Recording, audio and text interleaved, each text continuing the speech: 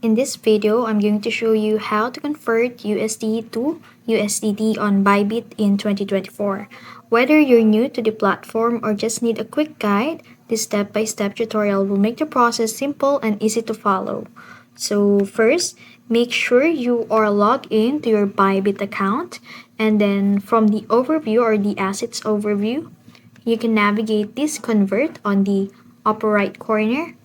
Click this convert button and it will redirect you to the convert section. And as you can see in here, we have a BTC and a USDT. Now to convert the USD to USDT, just simply click on this and then change it to USD. So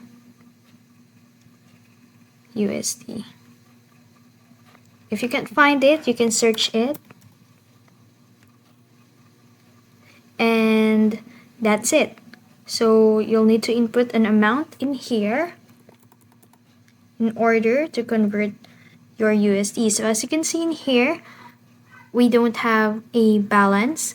So you'll need to deposit first in order to convert the USD to USDT here in Bybit. And that's it. That's how to convert USD to USDT on Bybit. If you found this video helpful, don't forget to like, share, and subscribe to the YouTube channel.